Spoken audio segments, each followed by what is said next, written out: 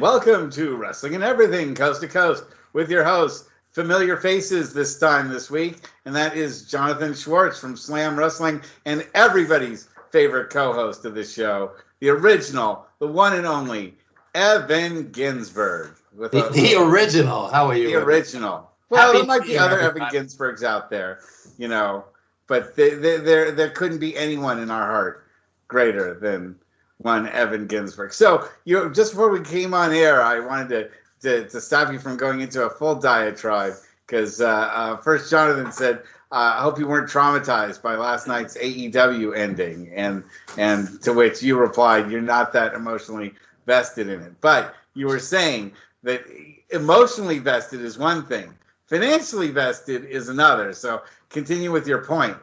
If you don't mind, I would like to read a very, very short piece that I wrote today about attending live the AEW pay-per-view last night at the Nassau Coliseum. And before I get into it, let me just say that as a kid, I went with my dad, who's gone, to the Coliseum. I went with my Uncle Bert, who's gone. And we used to go see Superstar Billy Graham, stroll down to like 10th row ringside. You know, it was $3 to $6, then $4 to $7. And we had so much fun. You know, you can't imagine a lot of people today, they're like, oh, Billy Graham, he wasn't a great wrestler. They have no idea the charisma that guy had. Ditto Bruno, who also headlined there many, many times. And the charisma off the charts. Now you need literally huge flames bursting in the air and explosions to get a fraction of that same, pardon the pun, heat. So let me just read something real quick, if you don't mind. So let me get this off my chest regarding AEW and WWE. Both had wildly profitable outings in New York City this week. WWE sold out Madison Square Garden with the returning CM Punk, who hadn't been there in 9 years. AEW sold out the Nassau Coliseum for the World's End pay-per-view, which I attended live.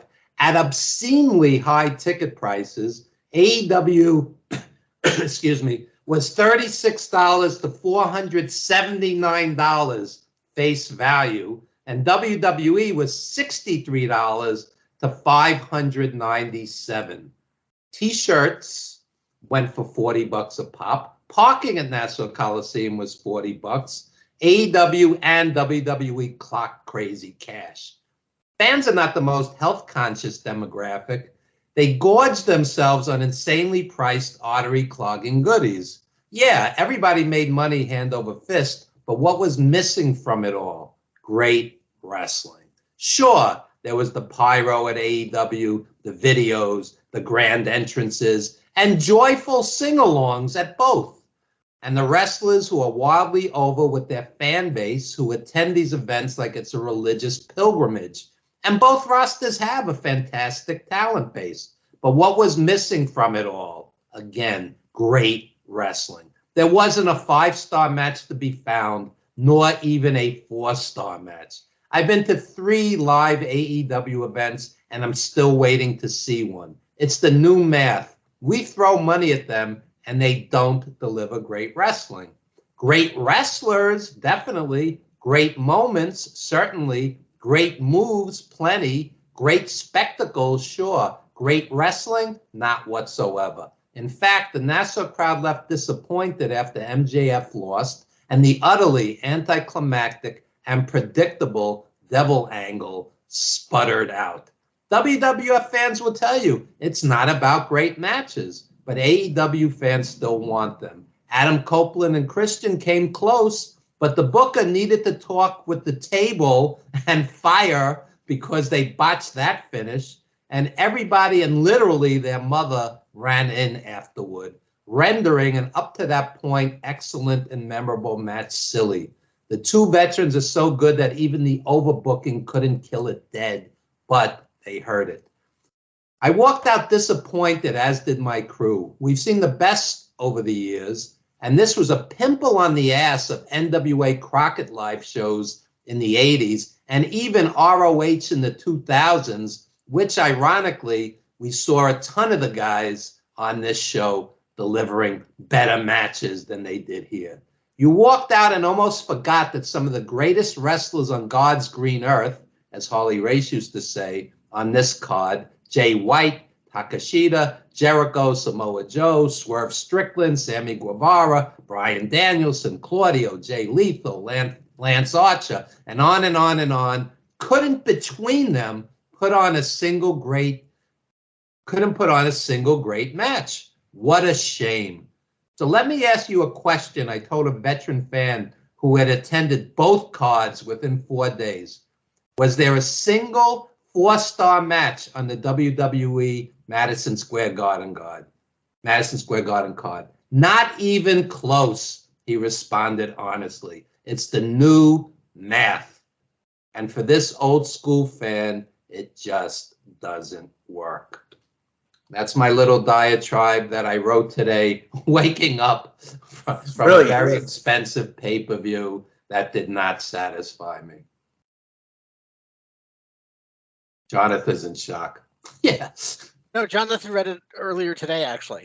Yeah. And I actually do tend to agree with you a lot. The one thing that I wonder, though, because you and I and Russ and I and Mike and I have always talked a lot about a lot of the old school stars like Superstar Billy Graham, for example, who, despite the fact that they really give their whole lives to the business, wind up with very little to show for it financially. I absolutely agree. Ticket prices are beyond crazy in wrestling and in everything else. My daughter happens to be a pop music fan. Taylor Swift announced a huge tour. They recently announced a few dates up here in Toronto, and ticket prices are well over $1,000. It's unattainable for forget working class, even for middle class to upper middle class families to go see these things, unless you want to take out loans, which I am not endorsing. Or you have to make a huge sacrifice and work double shifts at wherever. Yeah. I don't even, to be honest, I don't even think that cuts it for some of these things. You look, I mean, we don't have an NFL team, but you look at the price of going to an NFL game in a lot of markets. Funny you should mention that, because I'm probably going to go see the Niners next week, so I'll let you know what those prices are like.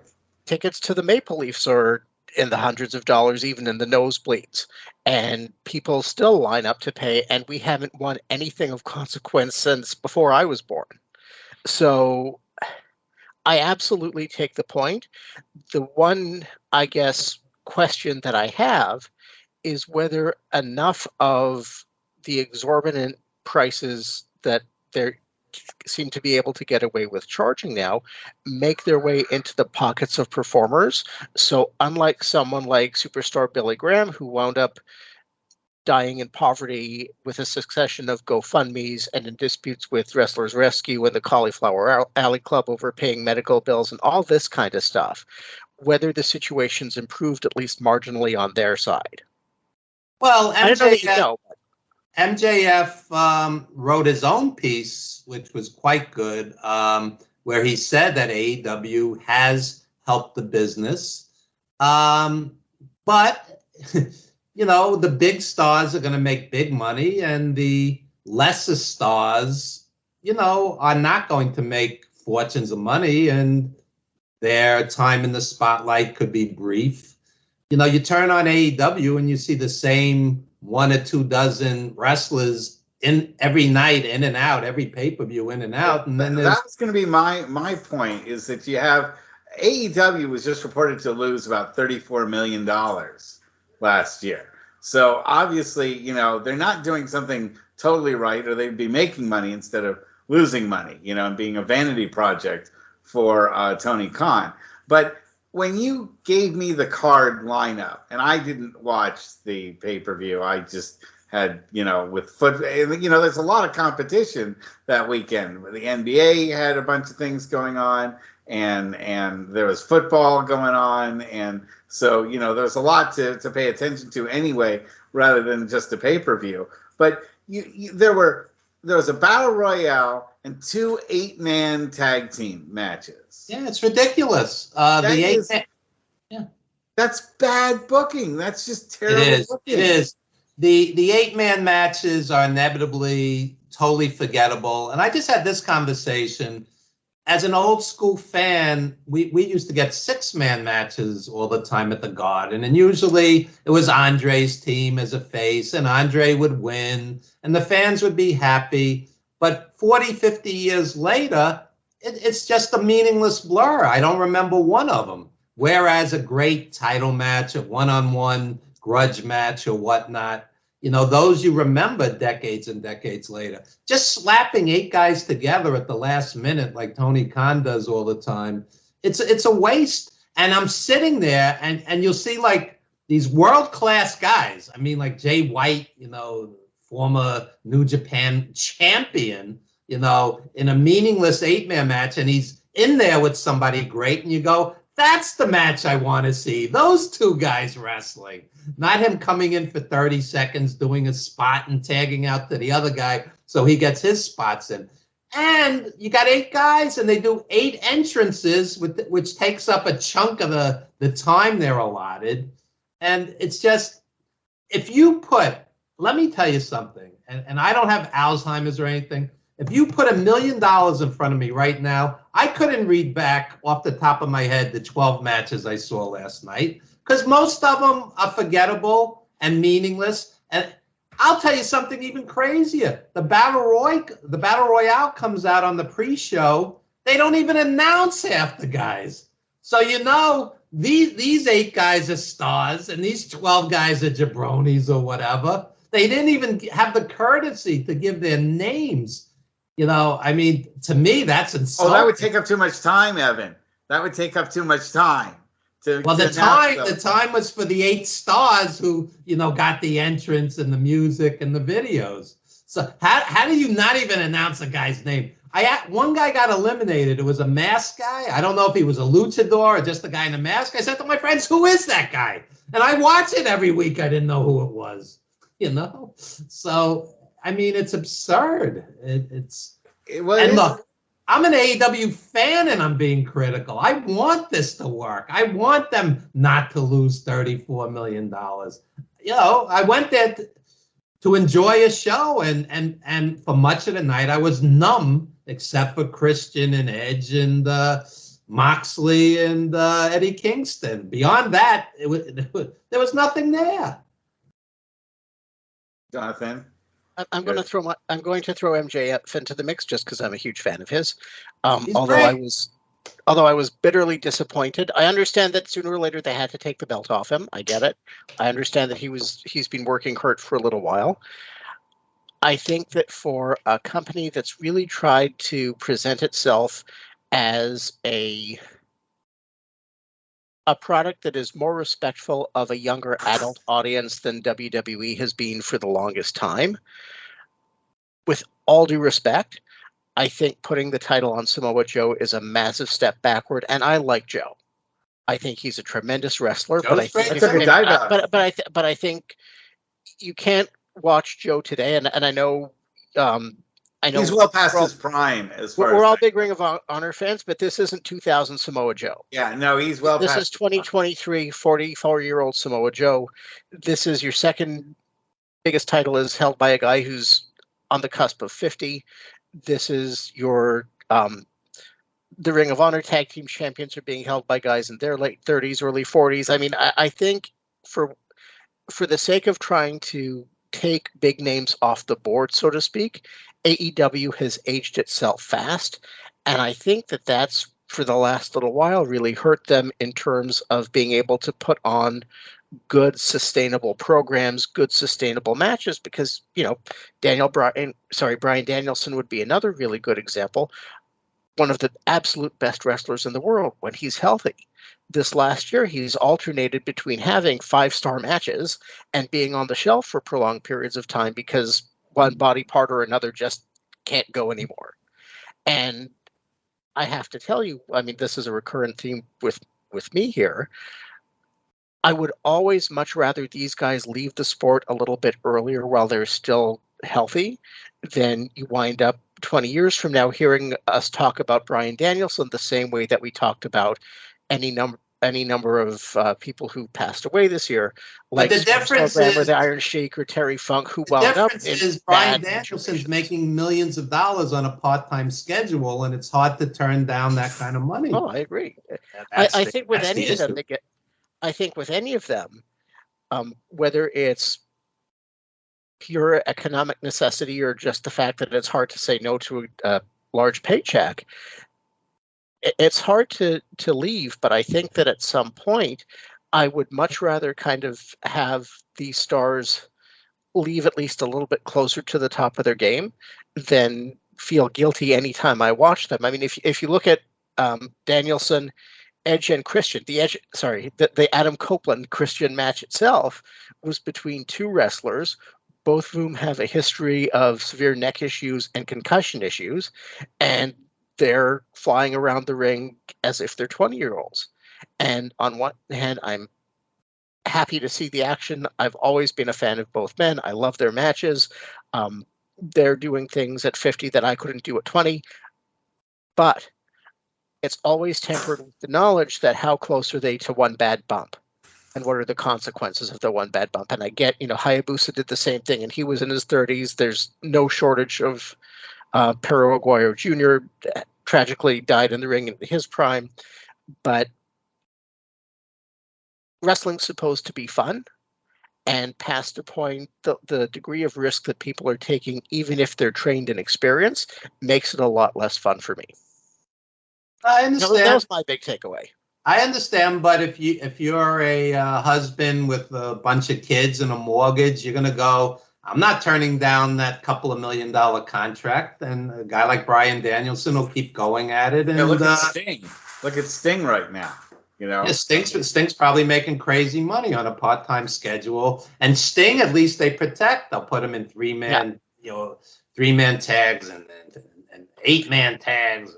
I didn't understand why they didn't do the same thing with CM Punk. I think if they'd protected him better, I think you would have seen a very different outcome with him in AEW than you did. And I never quite got why you wouldn't, when you have somebody who's not 62, but also kind of at the tail end of what a normal athletic career might be, why you wouldn't use him a little bit more sparingly. It helps that, like Sting, Punk can certainly more than hold his own on the microphone, build a program without having to tick too many boxes off of his bump card. Why not use him that and more sparingly in the ring? And I think, again, he's another example where when he was in the ring in AEW, I always found him a lot of fun to watch. I know some people thought he'd lost a step or two. I still enjoyed his work considerably, but again, that was peppered by he took a stage dive into a crowd and broke his ankle. Then he hurt his shoulder backstage in an altercation, not even in the ring. So again, you have these people who are bankable and assets and who fans love and really just want to see. I don't think that they're even, and who are still capable of putting on great matches, but you have to use the build for it, and you have to be a little bit smart about how you get there. And I think certainly with Punk, AEW lost an opportunity there. The backstage stuff didn't help either. Hopefully, with Punk back in WWE now, it seems like they might be more inclined to use him the way that they have guys like Edge when he was Edge, or Goldberg, or Batista, or basically pick any big name from the past that they'll bring in for selected programs just to kind of build momentum to big shows. Yeah, Roman Reigns wrestled 11 times last year. 11 times. Yeah. I do have a question for you, Jonathan. So if you don't think Samoa Joe's the right guy for the AEW championship, who would you put the belt on? Swerve. Yes. Swerve, or if I had to take a detour to get to Swerve, because I don't think he's...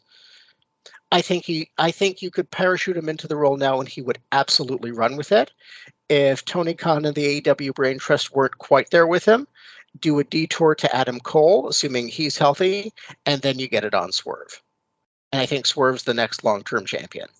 I think Swerve is fantastic. I think he is next level. I don't know how he didn't catch on in WWE, but he's probably my favorite performer right now. How he didn't how he didn't work out in WWE. They squander more talent than they create, and he's just undeniable. I mean, on the he's in a great. promo, he's fantastic, and he does that thing that Jake Roberts always did well, and that frankly always resonated best with me, especially in a heel. He would get on the microphone, command it through force of personality, and make his point by talking. He's measured. He's not screaming. He's not yelling. He's not making threats that he's not going to carry through. There's genuine menace behind everything that he says.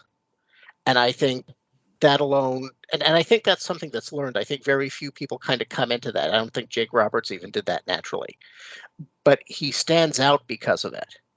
And I think that plus a style that works against, the big lumbering powerhouses equally well with the luchadors and the technical Japanese wrestlers and the strong style guys and the brawlers and Eddie Kingston and Jon Moxley. And you can match him up with anyone and he'll have a credible match and often a great one. I want an extended program between him and Jay White, and I want an extended program between him and Malachi Black for however long Malachi Black's in AEW. To me, those three are probably the most fun to watch in AEW. I'm sure I'm missing people, but those are the guys who get me to put down my phone when the show's on. I like El Viquinho and Penta and Phoenix. I love the flippy do. I love it. And I'm the only old school fan in the world that says that. No, I do too. Well, it's a nice mix to have when they it gives you a nice variance on the standard kind of stuff. And I'd rather watch the luchador stuff going on than the totally extreme hardcore hit people over the head with barbed wire and chainsaw type wrestling. That's never been my speed most of the time, unless it's a very select match kind of thing. So moving on from that, but so your feeling was just that with all that money spent and maybe like over $500 to bring your friend to bring you and his kids, that they weren't entertained, and that booking has a lot to do with it. Let me put it this way. This was my oldest friend. I love the guy like a brother. He's wealthy. He's a dentist, so the money wasn't really an object to him. I felt worse. There were four $400 tickets, $40 to park, and then he bought food for the kids. And you're looking at over $500, and it's not like it's a great seat. It's an okay seat, but $100 doesn't buy you anything today, as far as a ticket. Ringside was $479, and there's nothing on that card that warranted it. If you like fire and explosions and you're a pyromaniac, maybe it was worth $479. But to me, it's utterly insane because, not to be repetitive, but as a jaded old school fan, we're going into 2024. Happy New Year, everybody. Happy and healthy New Year. The first match I went to was June 24, 1974. Madison Square Garden, Nikolai and Blassie against Bruno and Strongbow, the Valiants and Hohen Gurria.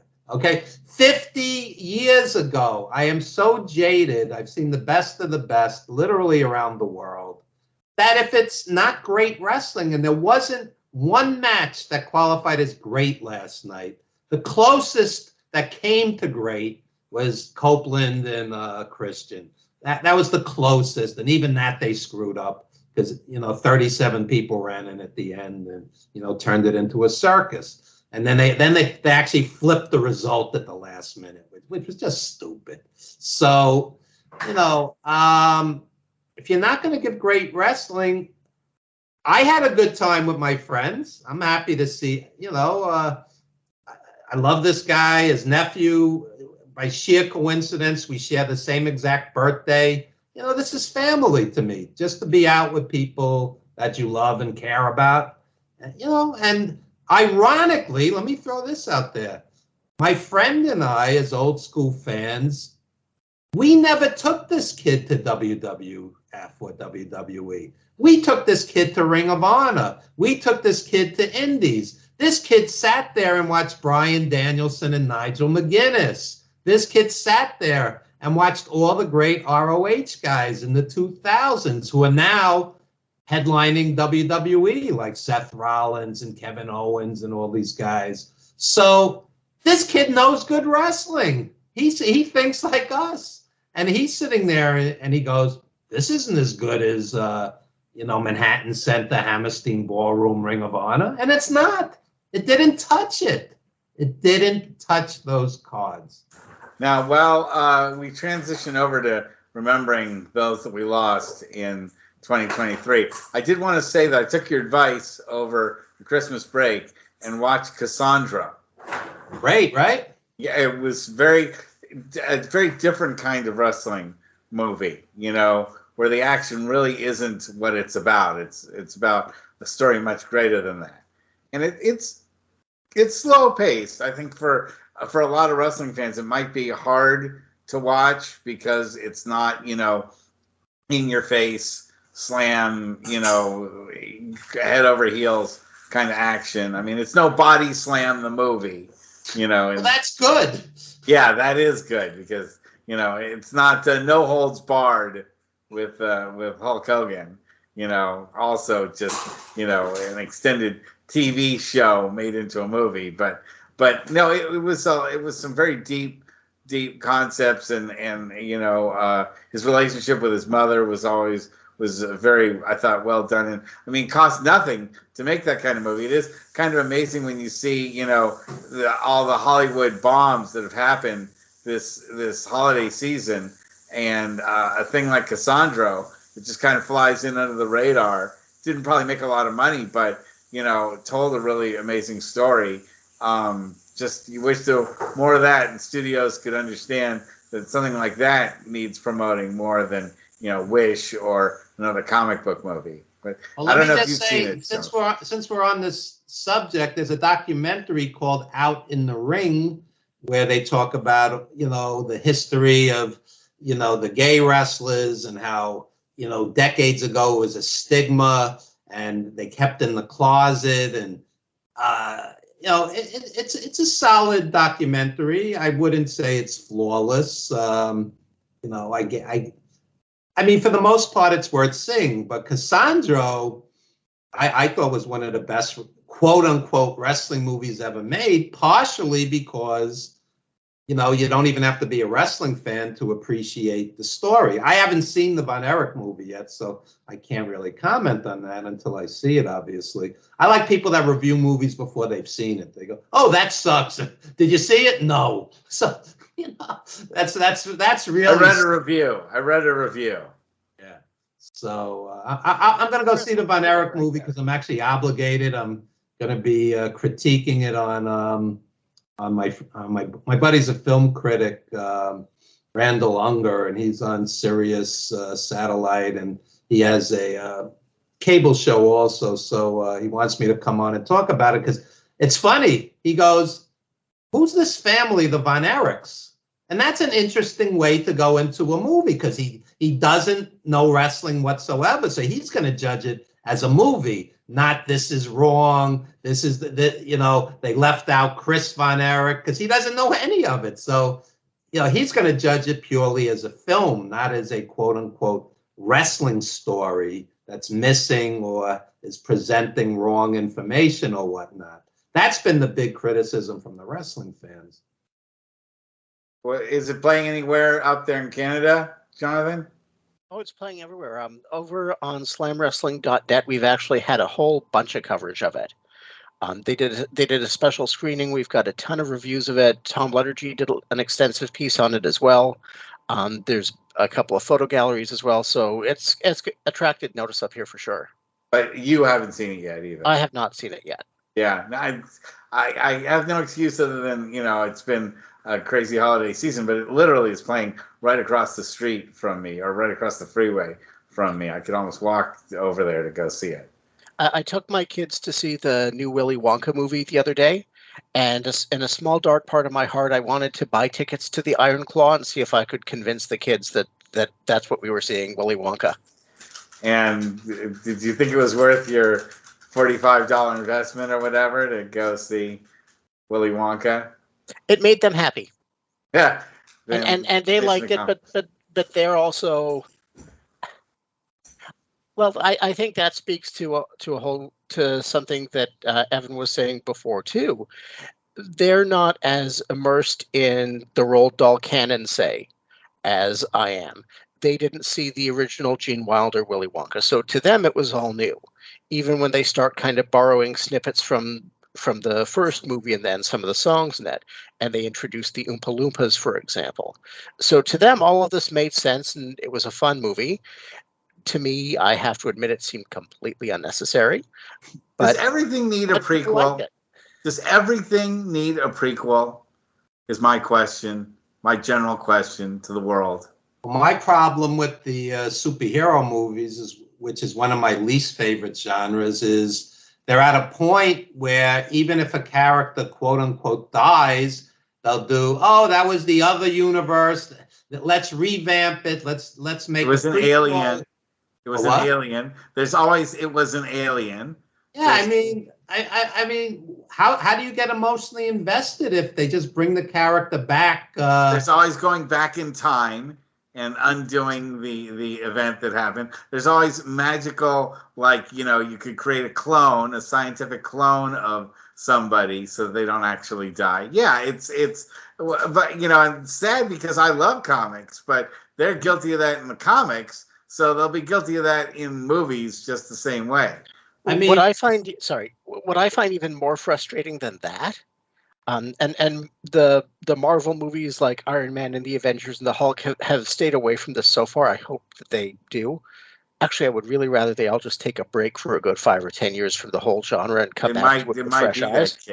But I think over in the DC universe, what they've done is they've had some franchises that have been really successful in one medium.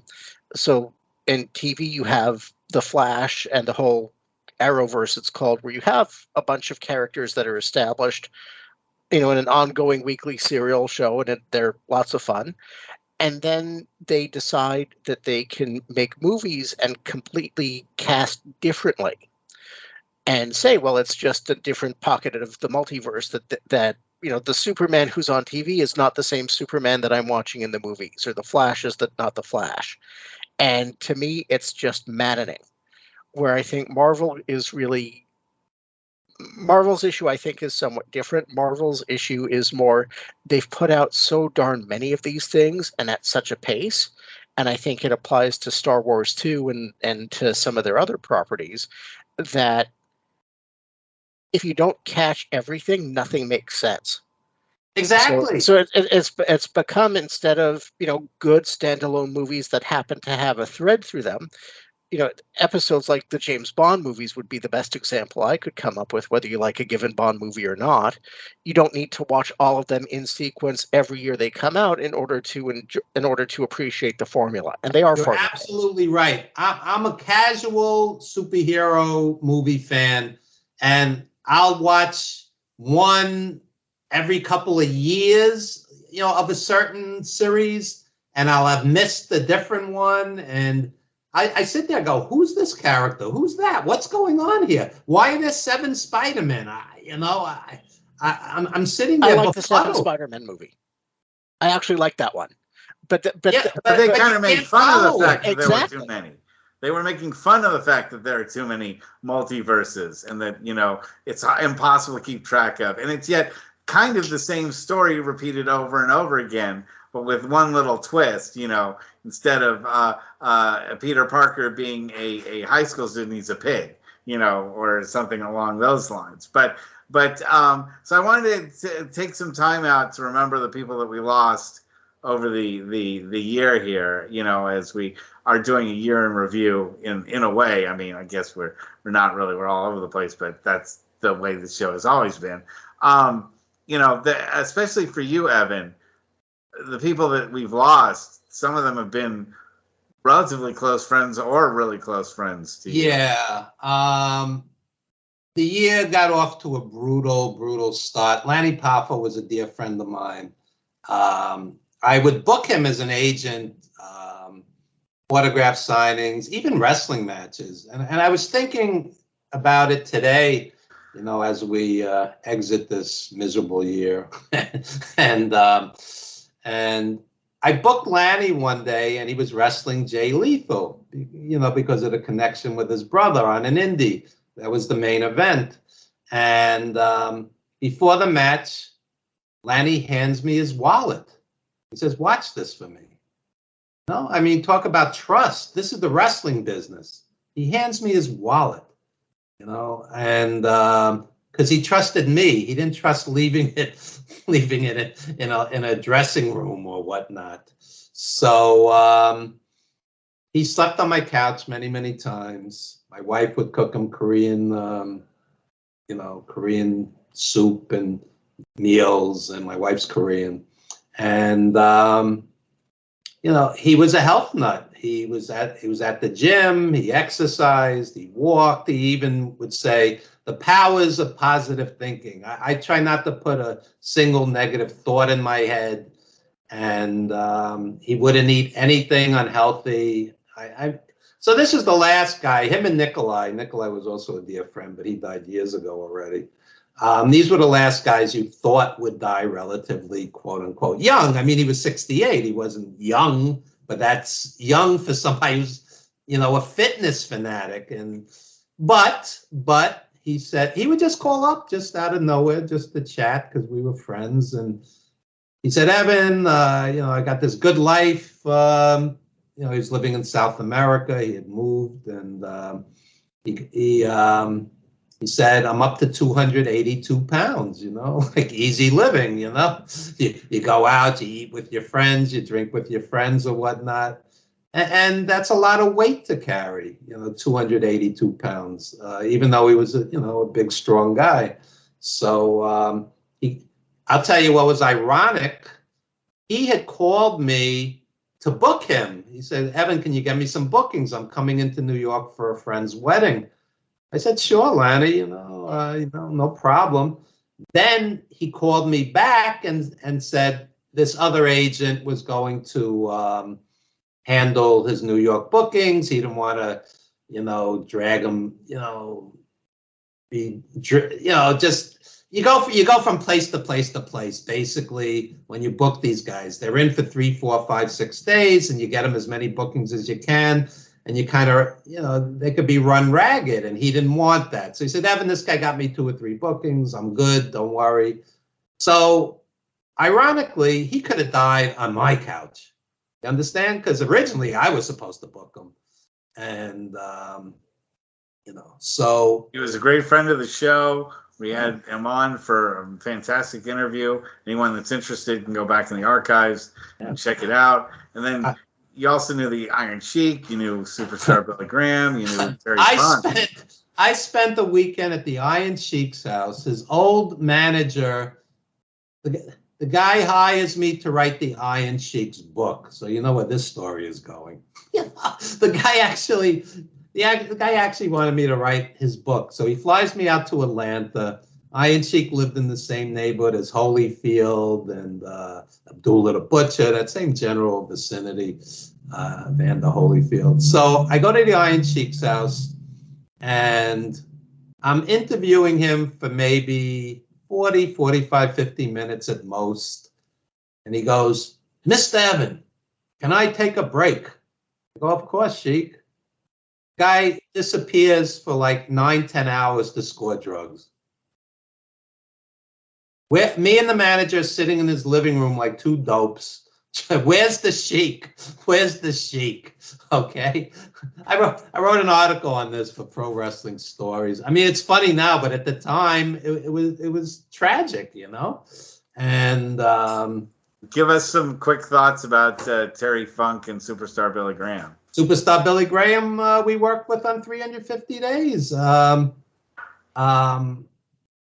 I interviewed him once for a different project, so I spent the day with him. I'd go back and forth with him, as far as helping to publicize 350 Days. And from my point of view, I judge people the way they treat me. He was always friendly, honest, reliable, charisma off the charts.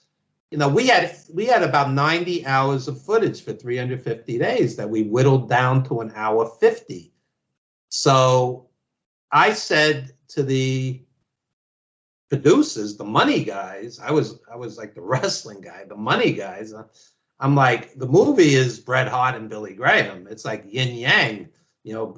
Billy Graham could read the phone book and it would be charismatic, and Bret Hart's soft spoken and introspective. I said, there's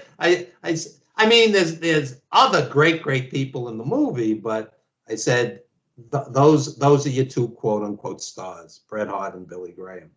And so Billy Graham was nothing but good to me, and I loved him as a kid. I would go see him every month when he was champion.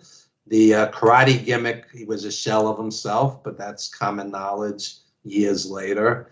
And even then, he sold out the Garden 3 months in a row. Billy Graham had charisma off the charts. The building would shake when he walked down the aisle. And Killer Khan, who I had nothing whatsoever to do with, no connection. I still saw him headline the Garden against Backlund. I saw him with that great feud with Andre. And this guy was a big, menacing guy who could wrestle. And he had a heel face. This wasn't a pretty boy. This guy looked like a heel. And he was great, Killer Khan, in his prime. He came back later for Hogan, but by that point, WWE had gone full circus, and WWF, I kind of lost interest. Terry Funk, I never did, quote unquote, any kind of business with, but he was one of my heroes. Who's greater than Terry Funk? If I did a Mount Rushmore of wrestling, I'd have no qualms about putting Terry Funk on it. How great. I was there for the I Quit match with Flair. I mean, what was greater than that? Terry Funk and Ric Flair, I Quit. I was there. He was unbelievable. Terry Funk and Sabu for ECW was unbelievable live. Unbelievable. And that was the amazing thing about Funk. He could work any style against anybody, and his work is evergreen. Yeah. When he was young, he could wrestle. I can say about that. He could wrestle, technical wrestler too when he was younger. Sure. Sure, and then I'll let you conclude things out with a discussion, Jonathan, about Bray Wyatt. Your thoughts about Bray Wyatt and what we lost in him. Well, thank you for that. I was actually hoping I'd get a chance to speak about Bray Wyatt. I think if you look at the stories in wrestling in general, the absolute biggest one was certainly the sale of WWE. If I think about the stories that affected me personally most, it's Bray Wyatt's death, for reasons that really have very little to do with him as a performer, even though in ring I always very much enjoyed his work. He had some great feuds. He was set up to be the big bad within WWE if only things had worked out a little bit differently. There was a point where Roman Reigns was positioned as the lead babyface and he was a heel, and Reigns had a recurrence of cancer and had to take some time off. And Wyatt, out of character, lamented the fact that the Batman needs his Joker, and that's kind of how Wyatt saw himself. I appreciate what the wrestling world has lost with any of these other people, but he was 36, 37 years old. He had 4 small children. He had a fiance who's going to go through life now and miss him. Leaving aside the impact that he had on the locker room, and as happens, nobody has a bad thing to say about him within the business, but that's, in my view, the real loss. The other thing is, and this is just, personally as a fan, he was different in the sense that he developed a character and a world for himself within that character and took ownership of it in a way that you really don't see very often anymore. And that owed a lot more to other genres than it did to the standard usual kind of wrestling tropes. I first got into Bray Wyatt because with the Hawaiian shirt and the white slacks and the Southern accent and the vaguely kind of Jim Jonesian presentation and the borrowing from Dan Spivey's Waylon Mercy character, which in turn borrowed from Robert De Niro's portrayal of Max Cady in the remake of Cape Fear. I dug that whole thing. And I appreciated his commitment to the character anytime he kind of came on the screen. But the farther you kind of got into the character, and I really hope that at some point WWE decides to take whatever there was, because I'm sure there's material there, and just kind of see where it would go. Because he borrowed from Stephen King. He borrowed from the zombie movies. He worked extensively with Tom Savini, who's a master of makeup and costuming in the horror genre. He, within those kind of genres, really seemed like he knew his stuff and had a commitment to telling a bigger, broader story than you usually see within like a 3-match run in a wrestling angle. And I hope at some point as a fan that we kind of get to see what that world would have looked like. I don't necessarily need to see Uncle Howdy make an appearance. I don't want somebody else to play Bray Wyatt too. I don't think we need fake Razor and Diesel here. But I would really like to see, for the sake of somebody who really had a knack for storytelling within this business, I would have loved to see where that could go. Can I throw something in? I saw Bray Wyatt as an indie wrestler. I don't even remember his name at this point, at the Elks Lodge many years ago, where ECW used to run. He was just on an indie card, and they actually announced that he was going to WWE, and everybody on the show, really wished him well. And I walked up to him as a quote unquote wrestling journalist or whatnot and said, I wish you a lot of luck. And the guy was very soft spoken and gracious. And next thing you know, I'm watching him headline Madison Square Garden against Roman Reigns, which was great, and against Cena. And he pinned Cena at the Garden, which was like a big deal back then.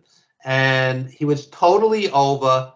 And both of the matches were excellent. And trust me, I'm not a huge WWE fan, but I mean, these were excellent matches. The guy could work. It wasn't all gimmick. Once they shifted to The Fiend, it was too cartoonish for my taste. But the Bray Wyatt character was tremendous.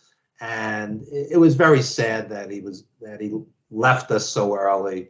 And let me add this, as an ROH fan, Jay Briscoe. Mm-hmm. Oh my God. How many times I saw the Briscoes blow the roof off of Manhattan Center, Hammerstein Ballroom. Oh my God. The Briscoes, you see, the average person thinks you're crazy when you say this. I rank them top 20 all-time tag teams because I saw them night after night live have great, great matches. Sadly, they didn't have the longevity. They just don't have and it's not their fault. It's not their fault. They were out there a good 10, 15 years. I mean, but these guys, you think of them as brawlers, but they could fly, they could wrestle. They were total packages. And you could see that when they wrestled FTR in AEW. I mean, these guys were great. And what a tragedy. I met him too. I didn't have any, relationship, friendship, but I met him because, we did some work with Ring of Honor on The Wrestler, and always soft-spoken, gracious. He would call me sir because I'm older. I mean, what can you say, Jay Briscoe? When you talk about a miserable year, losing all these greats, the guy was great. Well, so to sum it up for the year here, I wanted to go through both of you guys and find out what other than anyone dying, because we've covered that, what was your highlight of wrestling for 2023 and what was your low light for 2023? Evan? Highlight, Osprey Omega, matches like that. You know, some of the critics, oh, they're just spot monkeys. That's not wrestling. To me, that's wrestling elevated to art when you have a Will Ospreay, Kenny Omega match, and matches like that. And like I said, I love the luchadors. I mean, I think giving these guys, you know, main event status, El Vikingo, this guy Black Taurus they just introduced, this guy's tremendous. Roosh is great. I mean, these guys are great, and they're not limited to just high spots. These guys can wrestle. I'll tell you a funny story. I saw Pentagon wrestle Phoenix on an indie in Queens, New York, and it was an indie for Spanish-speaking fans. It was a lucha indie, and they threw money in the ring. The match was so great. The ring was full of cash. And this was before they hit it big in, you know, AEW. And these guys are like picking up the cash and, you know, stuffing it in their tights. It was wild. It was such a great match. So people say to me, they go, how do you like that? It's so choreographed. They're standing outside the ring waiting for them to, you know, jump on them. And I go, so let me ask you something. The Undertaker comes out with a guy with an urn and druids and an evil brother. I said, you have suspension of disbelief for that, but somebody waiting outside the ring to be leapt upon, that you have a problem with. I mean, I don't get it. I mean, I love these luchadors. I think that's one of the highlights of the year. The low point, honestly, for me, Billy Graham dying, needing a GoFundMe. How despicable. Despicable. Okay? WWE, billion dollar corporation. I sound like Michael Rappaport here. You know? I mean, I hear his voice in my head. How despicable that you let your champion, who Hulk Hogan borrowed most of his shtick from, that they made $1 zillion from, okay? How do you let this guy die with a GoFundMe? How do you not dig into your pocket and help this man on his deathbed and to bury this man? Oh my God, okay? And the last 4 WWE pay-per-views, or whatever they call them now, premium live events, were numbing, just mediocrity. Okay, again, you have this incredible talent base. How about putting on great matches? It can't all be about the entrances and the silly angles and the ridiculous characters. How about some great wrestling? Triple H, oh my God, the savior. 80% of what WWE churns out is instantly forgettable vanilla pablum. Under Vince, it was 90%. This doesn't make Triple H Jim Crockett, okay? This doesn't make him any kind of visionary. Yeah, they make money hand over fist. They put out the press release. We broke every record. Yeah, that's because you raised the ticket prices to obscene levels. That's why you broke every record. I mean, WWE, you could count the great matches on maybe 2 hands out of thousands and thousands of matches. Okay? It's numbing. So to me, the low point is you have one of the greatest talent bases in history, and they're squandered. And I'll end with this. I'll let Jonathan talk. I'll end with this. You can't have it both ways with the new math. Roman Reigns is one of the greatest champions in history. He just broke Pedro Morales's, reign for, days in a title run. Like, the guy was sitting on his couch. He wrestled 11 days. Pedro Morales was out there 300 days a year. This is the new math. You can't have it both ways. You want to make the guy a special attraction on pay-per-views? Great. Okay, that's fine. Go into Wales and wrestle McIntyre and charge the money marks crazy money. This is a huge event. That's fine. But you can't say he's a better champion than Pedro Morales. That's new math. It doesn't work. End of rant. Jonathan. Right when he starts drinking. That's good timing. No, go ahead, Jonathan. Your highlight and your low light of wrestling. So for me, the highlight is going to be the state of wrestling in general.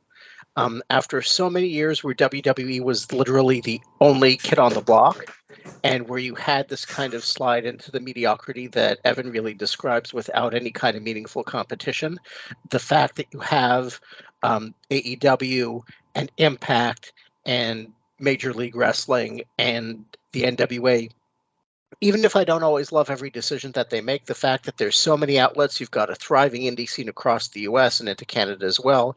You've got better visibility, especially for AEW's efforts into Mexico and into Japan as well. I think the fact that there's so many places for guys to work and to develop and to find their niche, and when it's time to go back to get the money, in the couple of places that really pay.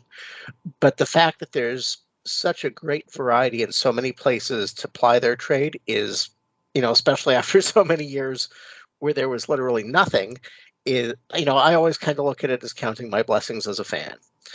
What I would really hope is, you talked about El Hijo del Vikingo, you look at the increased presence of luchadors in AEW and especially lately in WWE for some reason. They're really kind of casting about, I think, for the next Rey Mysterio and the next Eddie Guerrero. Good luck to them.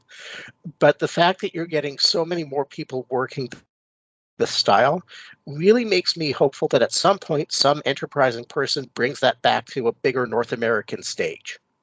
I miss Lucha Underground. If there was one column that I stand by that I wrote this year, that would be it. And I think the idea of getting more people, smaller wrestlers who work more of that daredevil style, I love the flippy do myself. I'm not bothered by the suspension of disbelief. I think that it's just outright fun, and that's what wrestling should be. In terms of the low light, well, even then, I think that the deaths aside,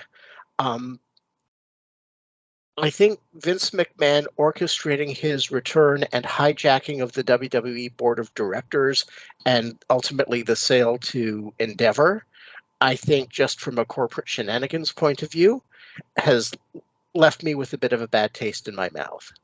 I think that and disclaimer, this is not me talking in any kind of legal capacity, purely my opinion here, but I think that he subverted the will of the corporation and the will of its shareholders in a bid to retain power after he was basically told to jump before he was pushed, following a wave of sexual harassment allegations against him. I think that this has come at the cost of whatever. And notice how all those things just sort of disappeared. Well, and I think that it also to the extent that these things matter, and I don't know that they do to him, and I'm not going to judge, but it came at the cost, it seems, of his relationship with both of his kids. And to me, that really doesn't sound very good.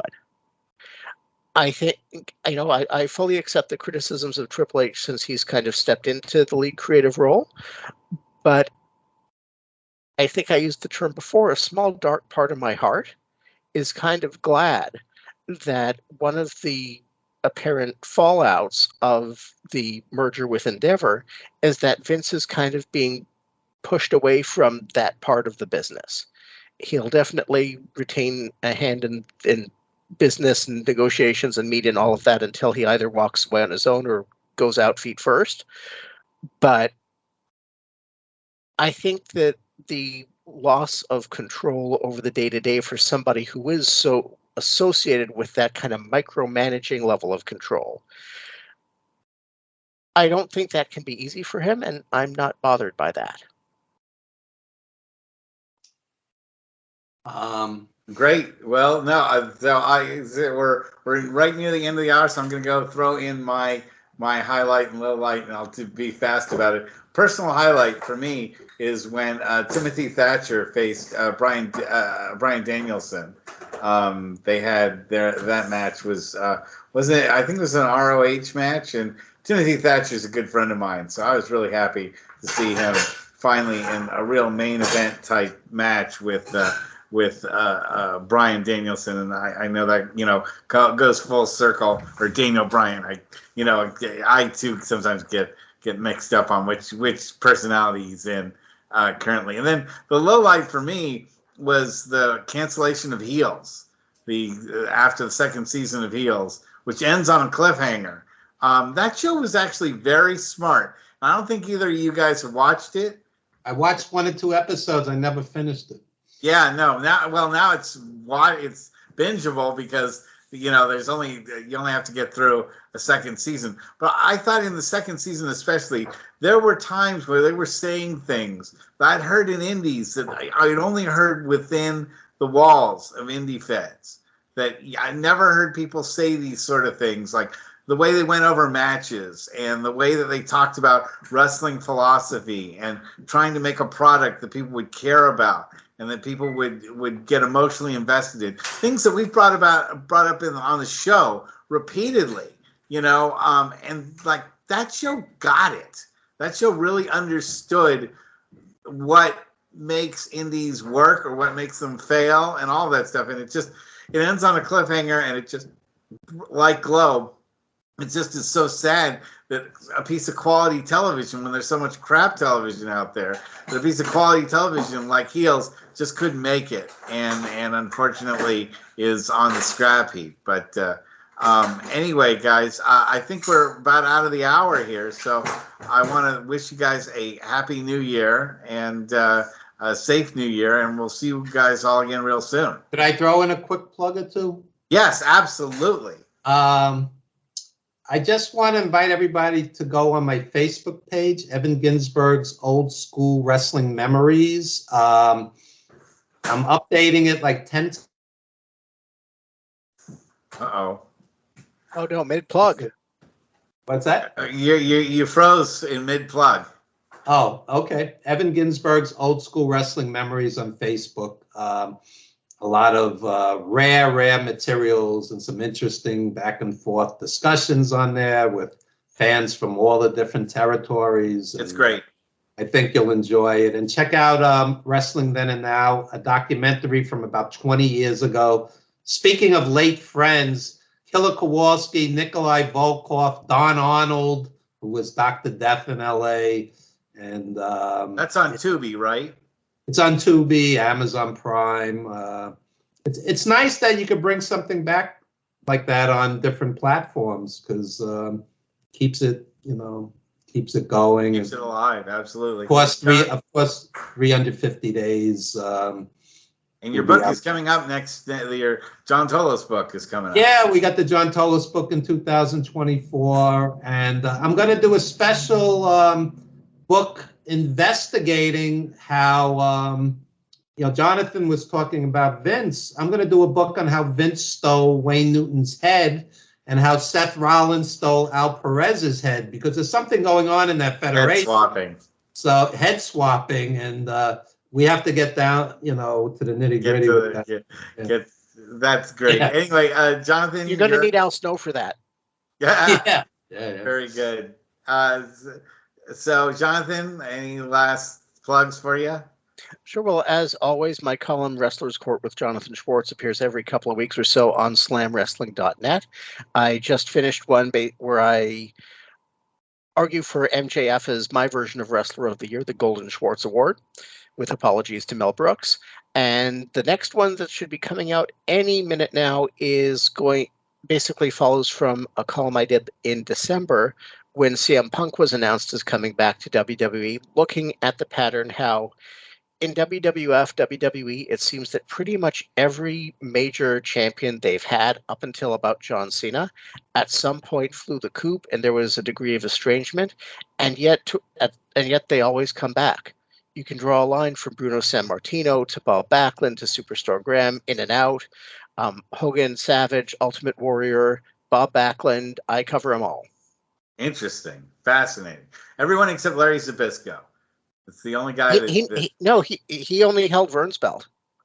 Yeah, but when he lost the Live to Leave Town match, he left town and he never came back. He's like the one guy I think never. No, he's back. He was inducted into the Hall of Fame a couple of years ago. Bruno inducted him. Okay, because it was the last. I think it was one of Bruno's last real public appearances before he passed away. Well, I'm sure Evan would know better than I would. I look forward. By the way, I watched the Bruno documentary. It was pretty mixed reviews. They have these really poignant flashbacks. It's called Bruno Sammartino, the appropriately named Bruno Sammartino documentary. They have these flashbacks in Italy where the Nazis took over the town and they had to flee to the mountains, and that was very poignant and powerful. And then the wrestling, you could tell they had no idea. He was the greatest wrestler of all time, and beyond that, they didn't even like acknowledge Ivan Koloff and Billy Graham, and they just didn't know their wrestling. But lots of Waldo Van Erich, I guess. Waldo Van Erich used to be billed as Fritz's brother. That's an interesting tidbit. And he's a Toronto boy. Waldo Van Erich was fierce. Oh my God, that guy was great. Great. Well, guys, we came to the end of the hour. Thank you so much for being on. Happy New Year, everybody. Happy New Year to everybody and all our listeners. And we'll see you again in 2024. Good night, everyone.